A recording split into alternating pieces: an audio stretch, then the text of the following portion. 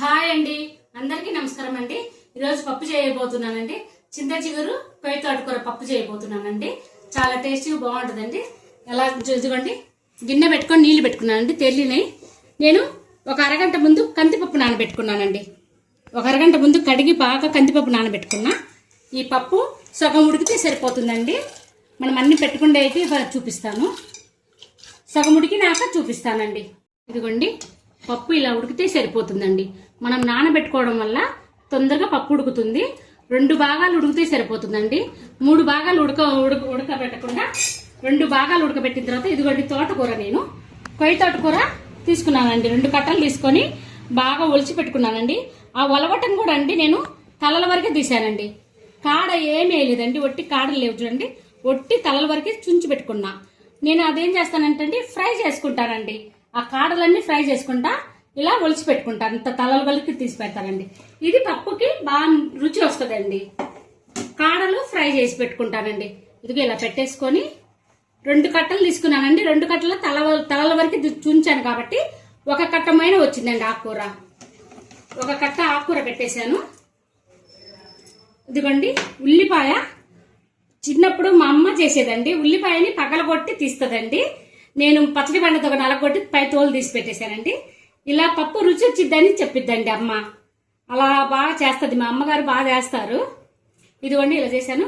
ఇదిగోండి చింత చిగురు కూడా కడిగి పెట్టుకున్నానండి. నేను బాగా ఒక 50 గ్రాములు ఉంటుందండి. ఒక 50 గ్రాముల చింత చిగురు, 1 కట్ట కొయ్య తోటకూర అండి. టేస్ట్ మాత్రం చాలా బాగుంటుందండి పప్పు. ఇది మా చిన్నప్పటి నుంచి తింటున్నామండి. అమ్మ చేసేది. తర్వాత పెళ్ళైన తర్వాత మా అత్తయ్య కూడా ఇదే చేసేదండి. చాలా బాగా చేసేది. పసుపు అండి, కారము, ఉప్పు కారాలు మన టేస్ట్కి తగ్గట్టు వేసుకుంటే సరిపోతుందండి. ఇది చిన్న స్పూన్ అండి, అందుకని 3 స్పూన్లు పెట్టానండి. ఇదండి ఉప్పు కూడా రుచికి తగ్గట్టు పెట్టుకుంటే సరిపోతుందండి. ఇది ఉడకనిద్దామండి. ఇంకా ఇది ఉడికిన తర్వాత ఎనిపి తాలింపు వేసుకుందాం. ఇదిగోండి చూడండి, పప్పు ఉడికింది. మనం నానబెట్టుకోవడం వల్ల తొందరగా ఉడికిపోయిందండి పప్పు. తోటకూర కూడా బాగా ఉడికిపోయిందండి. దింపి పప్పు బాగా ఎనుపుకొని తాలింపు వేసుకుందామండి. ఇదిగోండి పప్పు ఇలా ఎనుపుకున్నానండి. నేను ఎప్పుడు కింద కూర్చొని ఎనుపుకుంటానండి. పప్పు మెత్తగా ఎనుపుకుంటే బాగా టేస్టీగా బాగుంటుందండి. అన్ని కలిసిపోయినాయి చూడండి. ఇప్పుడు తాలింపు పెట్టుకుందామండి. ఇంకా ఇదిగోండి గిన్నె పెట్టి ఆయిల్ వేసుకున్నా. పప్పుకు సరిపడా ఆయిల్ వేసుకున్నానండి. ఉల్లిపాయ, ఇవ్వండి ఉల్లిపాయ, ఎండుమిరపకాయ, తాలింపు గింజలు, ఉల్లిపాయ వేసానండి. చిన్నుల్లిపాయ కొద్దిగా నుచ్చిగా కొట్టానండి. చిన్నుల్లిపాయ కంపల్సరీ వేసుకుంటే చాలా టేస్టీగా ఉంటుందండి. ఇగోండి ఇప్పుడు ఆయిల్ వేసేసుకొని ఎర్రగా వేగనిద్దామండి. తాలింపు బాగా ఎర్రగా వేగితే బాగా టేస్టీగా ఉంటుందండి. ఇదిగోండి కట్టు ఇంత వచ్చిందండి. వంచితే కట్టు వంచాను. ఈ కట్టు కూడా పోస్తానండి. కట్టు వంచి పప్పు ఎనుకుంటే తొందరగా మెదిగిపోతుందండి ఇది. ఇప్పుడు ఆయిల్ బాగా ఎర్రగా వేగనిద్దామండి. తాలింపు ఇదిగోండి చూడండి ఎర్రగా వేగింది బాగా. తాలింపు ఎర్రగా వేగితే చాలా టేస్టీగా బాగుంటుందండి పప్పు. నేను మెంతి పిండి అండి బాగా ఎండబెట్టేసుకొని వేడి చేసేసి పెన్ను మీద దోరగా వేయించుకొని పొడి చేసి పెట్టుకుంటానండి.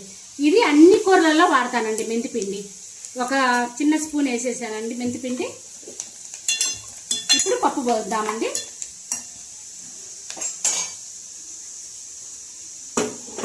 ఇలా పోసి మూత పెట్టేస్తే స్మెల్ బయటికి పోకుండా చాలా బాగుంటుందండి.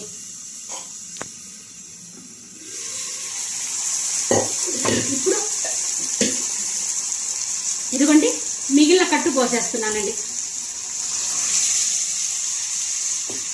బాగా కలుపుకొని చక్కగా 1-2 నిమిషాలు స్టవ్ మీద ఉంచామంటే అండి బాగా ఆ ఆయిల్ అంతా పప్పులో బాగా పట్టుకుంటుందండి.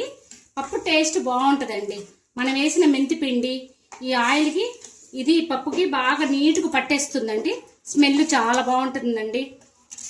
ఇది అయిపోయిందండి. స్టవ్ ఆఫ్ చేస్తున్నా. ఇదిగోండి ఈ పప్పు మాత్రం మా చిన్నప్పటి నుంచి మా అమ్మ చేసేదండి. నాకెంతో ఇష్టమైన పప్పు అండి.